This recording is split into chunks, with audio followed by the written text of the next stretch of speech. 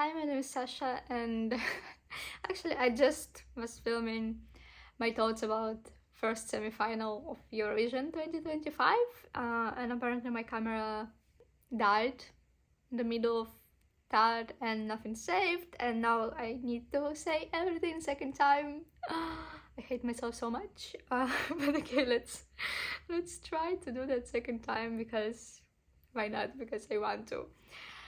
Um, First semi-final. Actually, just today I wake up and listen to all 50 songs.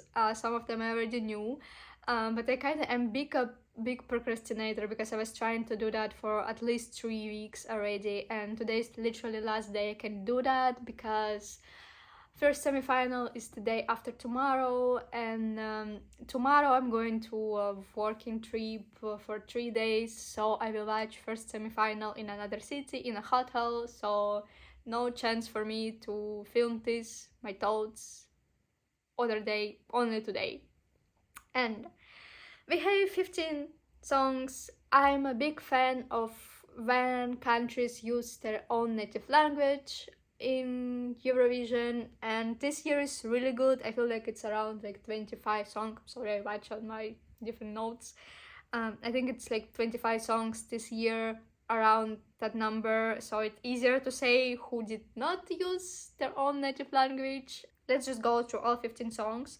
I can say that I have like 3 songs I'm confident to see in the final, and others I'm not so sure, or like 2 definitely, 2 I hope, and others I really don't know. It's something I wanna see and expect Europe to vote for them, but at the same time, like, who knows? It can be unpredictable. Another thing I wanted to say, obviously Italy being big 5 already on the final, but first semi-final have like 2 songs that scream Italy. I don't know if it was idea of like going after one specific country for having their votes or what, but like San Marino and Estonia kind of like represent Italy for me this year. But I love it. And okay, let's move to first song that will open this Eurovision is Iceland. Seeing the thumbnail, I thought that they're twins, and if you remember, there was iconic blonde twins, I think from Denmark. Sorry if I mistook their country. And for a second, I thought that it's them again. I was like, the third time is a charm or what? But it's not them. I'm pretty confident it's probably not even twins, as I thought at first. But it's a rap song, and I feel rap is not really represented in Eurovision. I feel like this is actually like more a... It's something like between hip-hop and pop song, but it's really good rap. It's on its place. It's kind of middle of the song for me. I love it. It's in Icelandic language.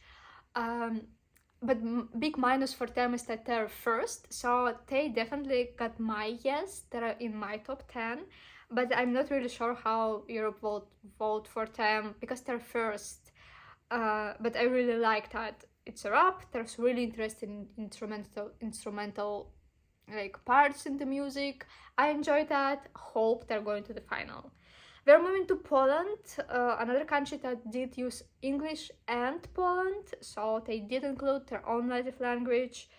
There's violin, which for me is like the most Eurovision type of the instrument. But I can't say that I'm a fan of the song. There's definitely, on my personal opinion, were better entries. It kind of gave me a vibe of, I think, Ukraine 2006 or something. The year they won, with like wild dances, remind me of this, but I can't say that I'm a fan of the song. But she have a really good vocal, long notes, really stable long notes, so I think she will perform like really strong, but I'm not sure. We're moving to Slovenia. Sadly, Slovenia used fully English song this year.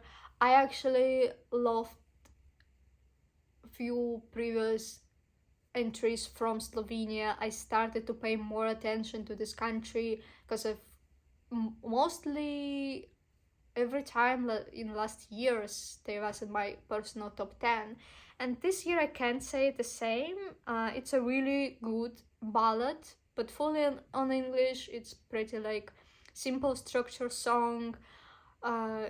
He need to rely on his vocal, which I think he have a like really good vocal. I'm interested to see performance because I think it was performance from national final or something, and there was interesting part with him being upside down and still singing like really stable, which is like really hard, I think. But I'm not really sure. Yeah, it's a good, beautiful lyrics, but I think there should be a story behind that I don't know, and it's not song I can relate. So I think it's a really nice song for his album.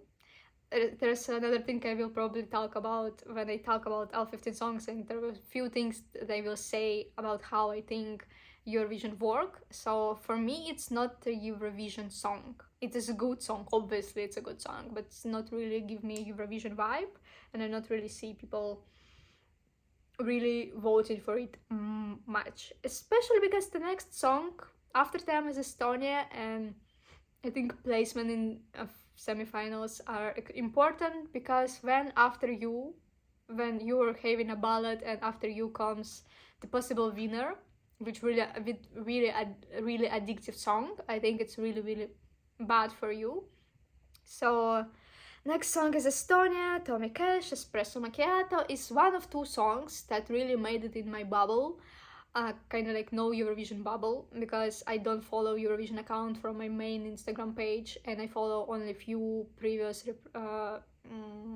entries, artists who represent their country in previous years, just few of them, from my main page. So usually Eurovision stay in my feed for a few months after the event, but never before, because there's a lot of things that really like flood my feed, like football, for example. So this song and Sweden song made it to my no Eurovision bubble in Instagram. So I see it's addictive song, even though I listened it fully only once today morning.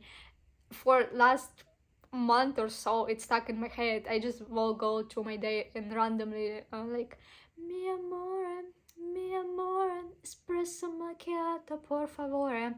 And I hate coffee, any type of coffee, so it's definitely not my song. I would say some things in MV was kinda disturbing. It's more a meme song kinda, but it got viral. I definitely can say people in my country listening to it. I'm from a country that used to be part of Eurovision, and apparently I learned that Tommy Cash actually have some fans in my country. Not my favorite entry from Estonia, definitely, I'm not gonna lie. There was Estonian entries from previous years that I like much more, but I see how the song can win. It's a mainstream, it's addictive, it's stuck in your head. And next after them is Ukraine, Zifferblatt. At first I saw a little part of the song and I didn't really like it much. Not gonna lie, it wasn't my from my small part. But watching for whole song, first of all, the main singer kinda give me vibe of Alexander Rybak, just his face, he kinda look alike, just a blonde one. There's really nice falsetto, girl have one of the like background singers. It have not really strong, but still some folk vibe. It's a soft rock. Yes, I enjoy that. I see how people can vote for that. Not my favorite Ukrainian entry, but it's really decent, and I think it can go to the final. At first I was a little bit confused because I saw something like that represents Sweden, but apparently there some connection to Finland. Now I understand, if I'm not mistaken, it's a band from Finland that represents Sweden, and song is full in Swedish. It's another song that really stuck in my head even before I fully listened to it. Again, I listened it fully only today, but even before that, this Viskabala Bastu stuck in my head for like, it is espresso macchiato and this barabada bastu, they're like switching themselves inside my head like constantly. It's two songs that really stuck in my head even without listening to a whole song. I would prefer Swedish song over Estonian one, but maybe because it's fully on Swedish and I cannot understand anything, maybe lyrics here is even more basic than espresso macchiato. But I like the vibe, I like the song. It's second out of two songs that made it to my no Eurovision bubble. And I prefer Swedish song as a winner song, but people hate when Sweden winning. Obviously, they already have 7 wins and last was 2023, and a lot of people was already like fed up with Sweden even 10. I think if only Finland sent this group with this song, I don't care on Swedish or other language, but if they represented their homeland, I think they had much bigger chances, but still their chances are huge. And we're moving to Portugal, another ballad song that really got a bad placing in semi-final, being after one of the top entries of this year. Portugal, I feel like I kind of can look like a Portugal hater, because last year I said in my video that I'm not really into Portugal entry, that like I still think like Mimicat from last year, from like last 5 years, is my favorite Portugal entry, and I'm not really feeling ballad songs on Portuguese. I don't understand Portuguese at all, and I'm really not a hater. I love that they use Portuguese language, but it's ballad song with really simple structure. It's a really good song for the album of this artist. It can chart in Portugal or even, I don't know, Spain, Brazil, other like more close related countries. I think fans of this group probably love that song a lot. I think I saw shorts, and I think I saw there's a lot of people of this group, and I'm not really confident. It plus for them for using Portuguese. It's a really nice song. It's a ballad. It's a group. There's some really nice sounding instruments, but I'm so not sure. I think it's a Eurovision. There's a lot of songs that actually really nice songs that get viral outside of Eurovision and not really have a good placement inside of Eurovision. And there's an explanation for this, because it's a lot of people actually don't listen to songs beforehand. They listen to them already on the day of semi-final. And when you listen to 15 songs, really different songs, some ballad songs get lost and you forget about them, even though it's a good song with apparently good meaning and it's sounding good. They just like lose in comparison to more stronger entries that stuck in your head, that keep your attention on the screen and other things. So I'm not sure, but I like the song, but I'm not sure. But I see a lot of fans, so I probably will again receive some tough words from Portuguese people or fan of Portuguese artists, but I'm not just feel it's a Eurovision song. And we are moving to Norway. Sorry, yeah, suddenly forgot English. Norway. Kyle Alessandro, lighter. He really reminds me of Alessandra from 2023, with Queen of the Kings. It's the same vibe, but now I feel like he is her, like, I don't know, younger brother or something. Song is kinda, I think, close by the vibe. He's a good dancer. His moves are really good. From the very beginning, just like from little like hand moves, I noticed that he's a good dancer, and that's really interesting. There will be another entry, like Netherlands this year, with a really good dancer. I think we will see like really good moves, but it feels like so good to see really talented dancer with a good voice, and his voice is really stable. Even though there's background dancers, camera movements, that's what it was on, I think it was national finals. He still like hold my attention on himself, and I think he's like really young, and I just like really want to see him in the final, even though it's a fully English song. I think the song should made it to the final. Next is Belgium, another fully English song, Strobe Lights. I think it's the first like party clubbing electronic song.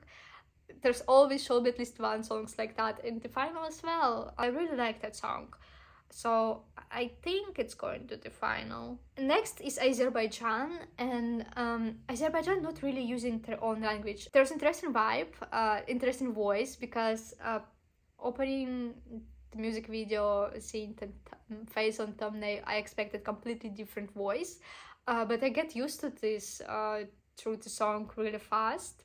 There are some like interesting instrument. Maybe it's not something like unusual, but it's just like really I've noticed some like instrumental part that really stand apart of in whole song, which is really nice. But it's another song that I don't feel really Eurovision vibe. I feel like it's a good song for this artist, for his solo career, for his album, for his fans, but not as something to represent a country. But I'm excited to see this on the stage, because I feel last year I actually put Azerbaijan in my top 10 and they didn't make it to the final, but actually I really prefer their previous song by watching MV, but seeing this on the stage, it kind of sounded different for me, and I already was sure that they're not going to the final, so I'm afraid to see the same scenario this year. But let's see on the stage, but I'm really not sure. We are moving to San Marino, to Italia. At first it was kind of giving me some flamenco vibes, but it's another actually club songs. It's a party song. I see people loving this. I think this song scream Italia, obviously with this name and the lyrics. Watching the MV, first, if I didn't know that it's a San Marino entry, I will think it's actually Italian entry. And watching the MV, I got the feelings it's a song I expect from Italy if they're hosting like Eurovision, Euro championships, like football one, or like World Cup, like FIFA, UEFA. I expect song like that to like represent Italy as a host. I don't know, I don't know why. It was random thought in my head watching the MV. I think they're going to the final. I think I'm pretty confident. Next is Albania. Not finally, but again with fully Albanian songs. I think last year Titan was their song, yes, fully on English, and made it to the finals. I remember it's still from time to time it's appearing in my playlist, and I don't skip that song. It's a nice song. But I think 2023 they sang the song fully on Albanian with a like whole family on the stage. It was really interesting folk vibe, and it was something I expected for this year's entry, but it's different. Again, fully on Albanian. I don't think it's have any like it have, but not really strong folk vibe. It's more like some regular song, but just in Albanian. I don't understand the lyrics, obviously, and I didn't check the lyrics. But the singer girl, she owned the stage. Like, she's true performer, and I think that's a big plus for her. It's not my favorite Albanian entry, but since it's full on Albanian and it's for the diversity, I hope the song goes to the final. Next is Netherlands, and at first I give them like plus point for French language, but then I was like, the Netherlands, I don't think the French is an official language in the Netherlands, like only Dutch probably, the native language.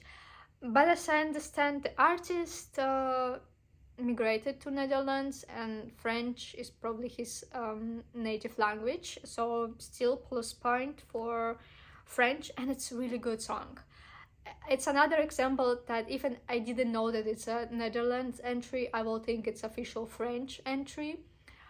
Song is really really addictive. He's another good dancer. In MV at least, he was like really feeling the music, like moving like really beautifully. I expect to see something like that on the stage. There's some like little change in the rhythm of the song. I think it started more slower and then it's more faster in the middle part. It's something I enjoy. It's actually a more complicated structure. That I already say that some ballads have like really simple structure. Here's more complicated structure, and I think it's really good for competition like that. I expecting to see Netherlands in the final. Even like watching it first time, I already was capable of like singing along Selavi. 14th entry is Croatia. It's another Marco, apparently like really popular name in Croatia. Poison Cake. I will not say it's my favorite entry from Croatia, definitely not. But there's some, again, complicated structure of the song. There's a few times rhythm and mood of the song changes through the song. There's a whole song is more like darker vibe, basically a song about how you planning to kill someone with a poison cake, but there's this like more like lighter positive sounding parts of the song, so it's really it hold your attention, it's stuck in your head. It's since it's changing the mood, it's a complicated structure of the song. I think it's really good for Eurovision. But I don't know, but okay, I kind of can see them being on the final, but it's not my favorite entry from them. And I think it was again national final. There's a long note at the end of the song, and at that video it was more like a scream, which I think kind of ruining song. Again, it's have a darker vibe, so maybe it fits there, but then I think it should be, I don't know, maybe music should be louder, or just the tone of the scream should be different. But I saw a comment that he apparently was sick kinda, so hopefully this part will sound better on the Eurovision stage, because I wasn't a fan of that specific part of the song. And the final song in the first semi-final is Cyprus. Tell Evan, shh, hush, if we speak English. Nice voice, good looking man, some dance beat. It really remind me, I think it was Cyprus as well, 2023. You can break a broken heart. It's really remind me by the vibe about that entry. And that song made it to the final, and it was loved by Eurovision audience, so I kind of expecting the song to repeat the same road that Broken Heart made. Usually I used to be in previous years pretty good with prediction, usually like 8 or 9 songs I got correct from each top 10. This year I'm not really sure. As I said, you need to have preferably mainstream or songs that can hold attention, that can stuck in your head, melody or some words or some vocal parts, something that can stuck in people's head, something that will make people want to listen to songs. Preferably you should be interesting artists to hold their attention with your interviews and social media accounts, so there's a lot of things to consider. So sometimes really good songs not really have a good run in Eurovision just because they're not Eurovision vibe or any other reasons. There's actually a lot of reasons. So usually I can explain why some songs don't make it to the final or don't win, even though some people want them to win. But let's see with top 10. I'm really obviously confident about Estonia and Sweden. It's two possible winners of whole competition this year. Then I will say Ukraine and Netherlands. I'm sure about these 4. And usually I'm sure about 7 or 8 songs, and I need to like just choose 3 or 2 more to see as a top 10 on semifinals. But this year is hard because I'm confident only in 4. But I would say Cyprus, Albania, San Marino, Norway, Belgium, and I would want to see in top 10 Iceland. But since they're first, sorry, I just like watching in my notes, it can be Croatia or Portugal. Yeah, it's so bad. That's what I think, but I'm not confident at all. That's my top 10. Eurovision first semifinal is day after tomorrow. I'm really excited. I hope you're excited too. It can be like my lowest prediction rate. Like I can be really mistaken this time, but let's see. I'm excited. Hope you're excited as well. And okay, let's enjoy Eurovision once again. If you disagree with me, hope you don't hate me because it's just like my opinion. And yeah,